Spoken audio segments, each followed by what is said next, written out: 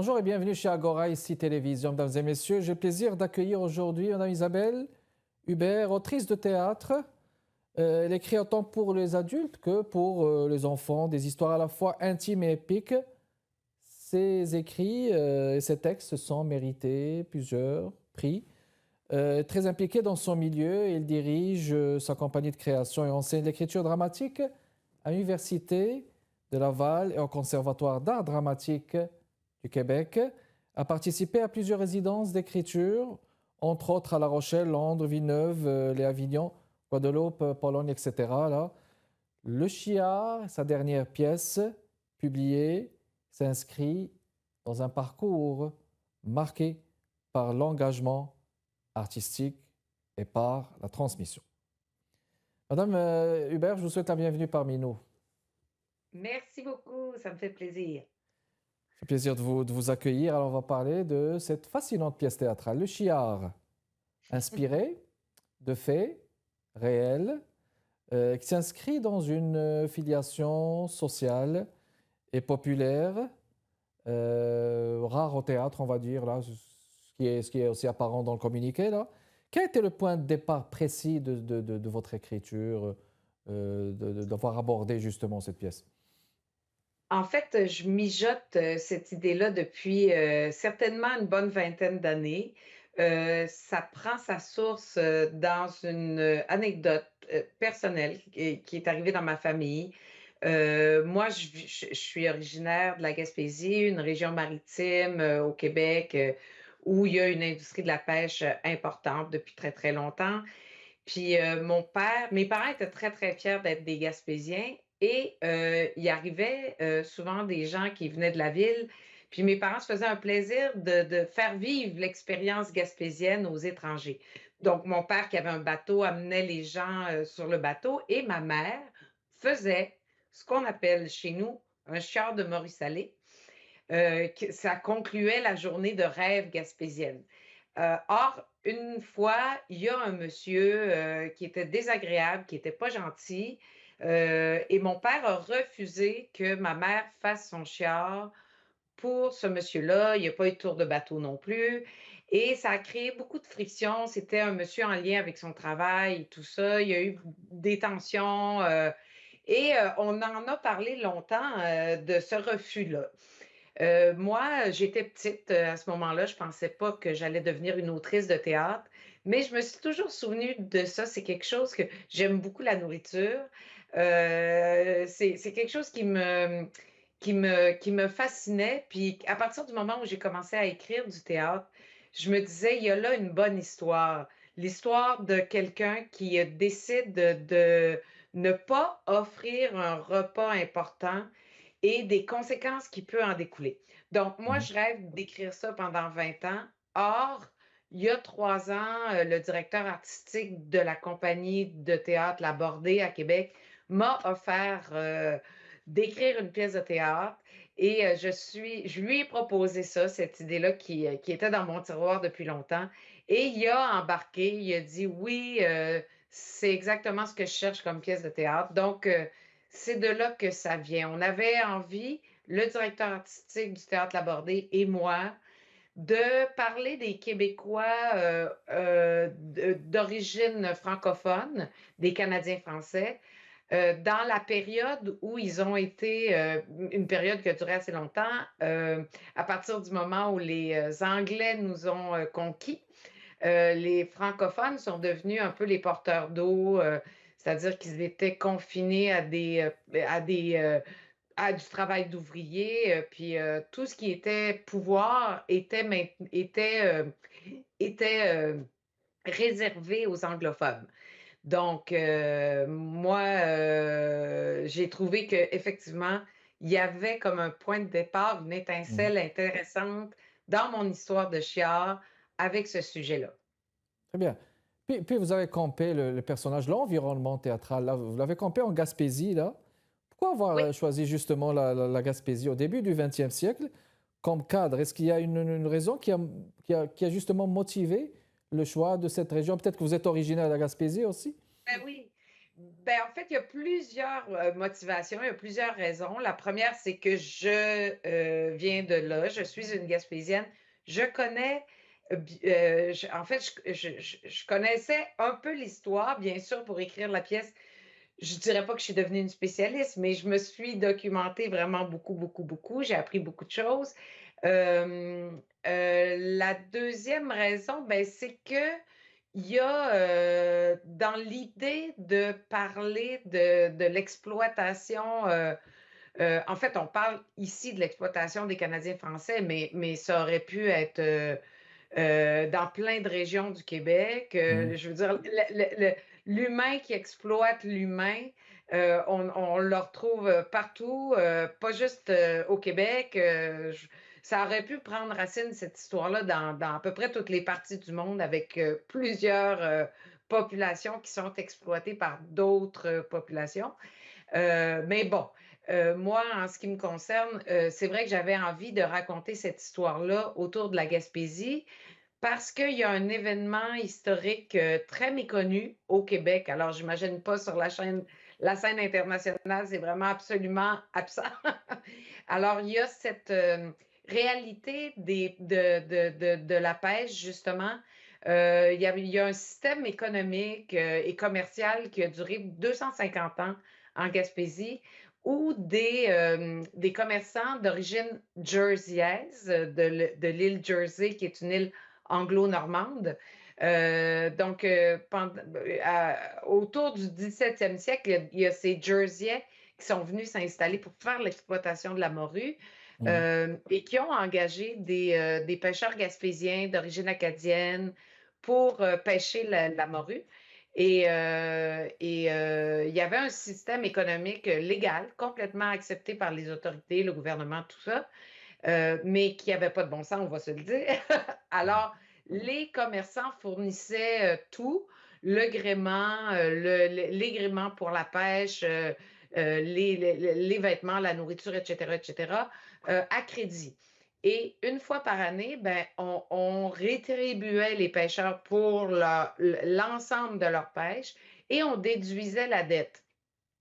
OK. Or, le salaire était toujours inférieur à la dette, ce qui fait que pendant 250 ans, les pêcheurs ont été pris dans un système d'endettement extrêmement lourd. Même quand les pêcheurs mouraient, ils léguaient leurs dettes à leurs propres enfants Très bien. qui partaient dans la vie avec donc. Et en 1909, après 200 ans de ce système-là, les pêcheurs se sont rebellés Mhm. pendant 4 jours ce qui a fait que en fait, les commerçants ont fini par faire venir l'armée qui est intervenue. Bon, il y a eu, comme on dit chez nous, du brasse-camarade. C'est sûr que Mhm. ça a brassé beaucoup. Et il y a eu un procès au terme duquel ben, en fait, un procès dans lequel les pêcheurs n'ont même pas été invités à témoigner, uniquement en anglais, alors qu'ils étaient unilingues francophones, donc ils ne comprenaient pas ce qui se passait. Et finalement, les pêcheurs ont été reconnus coupables, OK. certains emprisonnés, d'autres libérés sous caution. Donc, cet événement historique-là m'a servi de toile de fond pour raconter une fiction pure.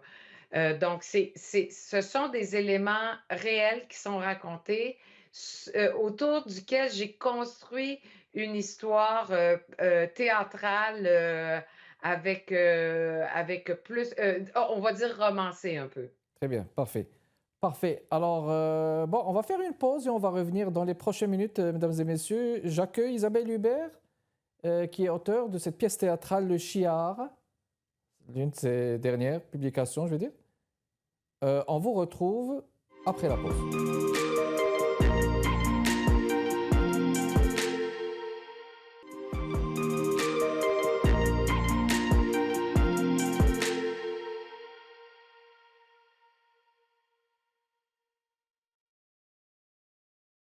On est de retour avec vous, mesdames et messieurs, dans le cadre de Agora, ici Télévision.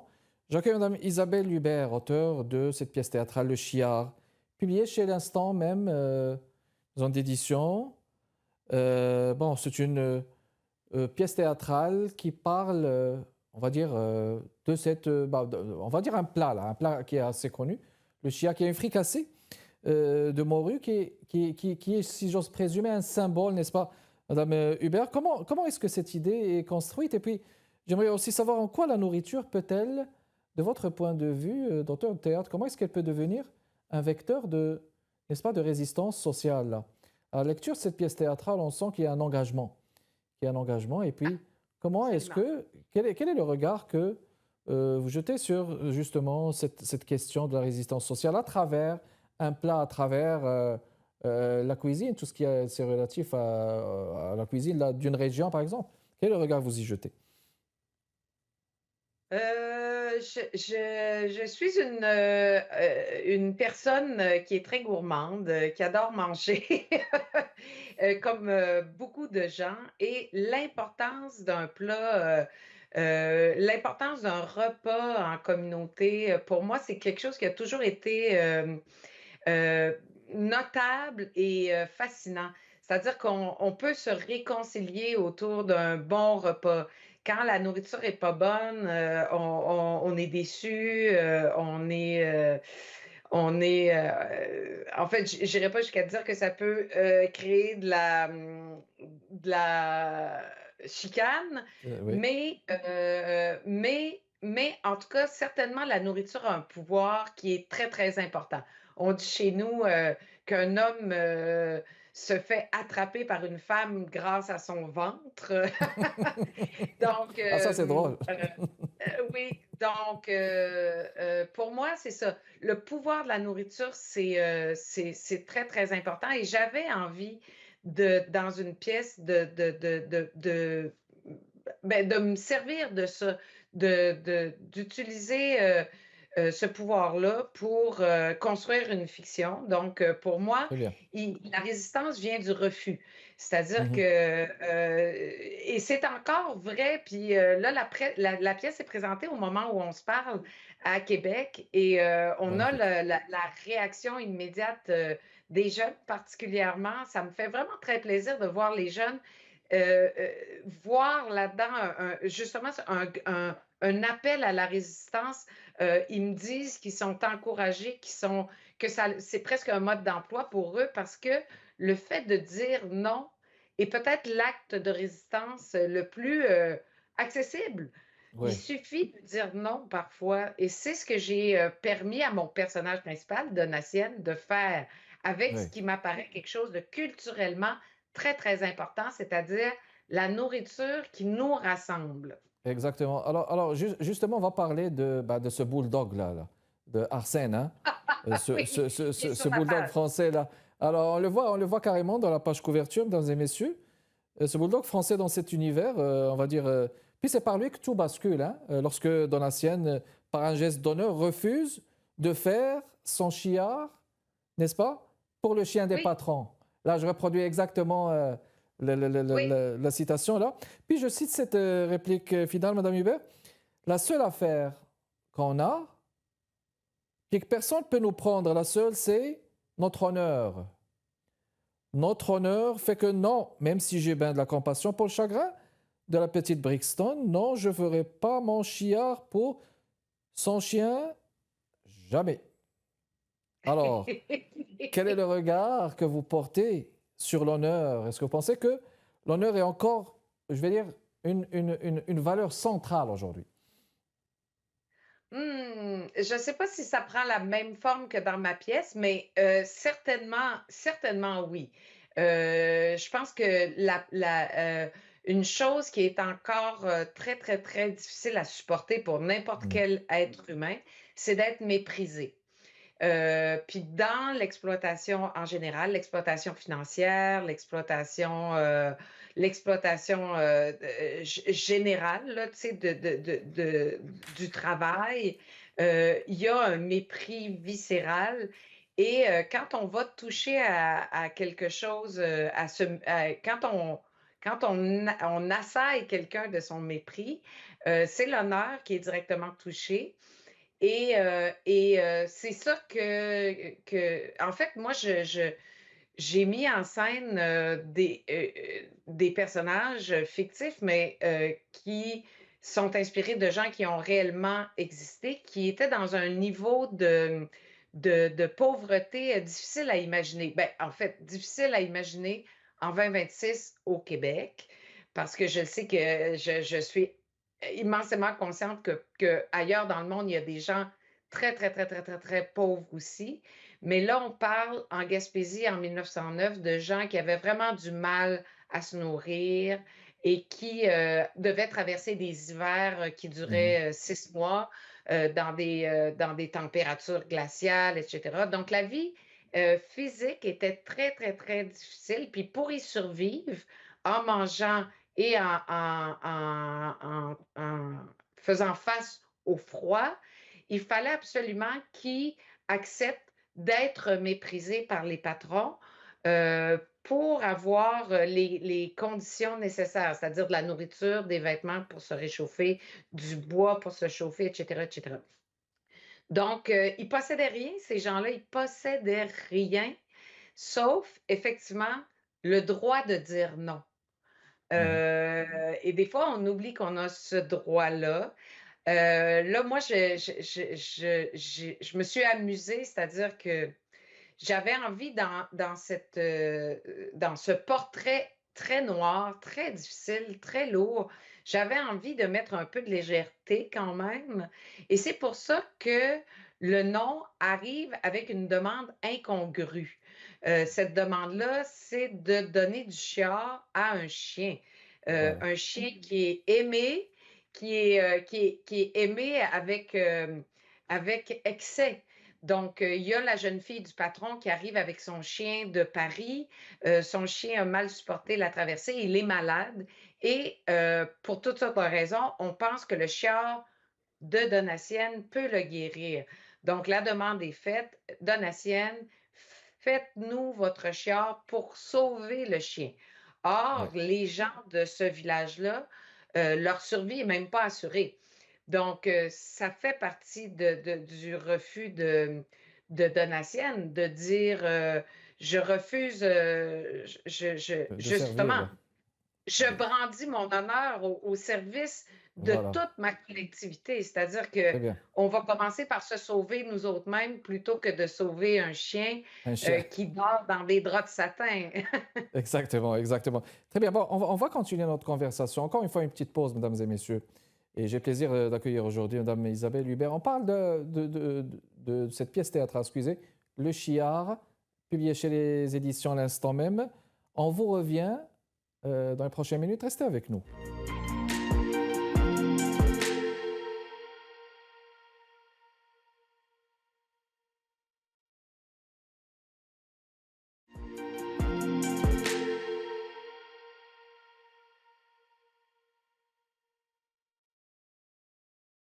De retour avec vous, mesdames et messieurs, chez Agora, ici Télévision. Le Chiard, cette pièce théâtrale, de par son invité d'aujourd'hui chez Agora, Madame Isabelle Hubert, présente avec nous.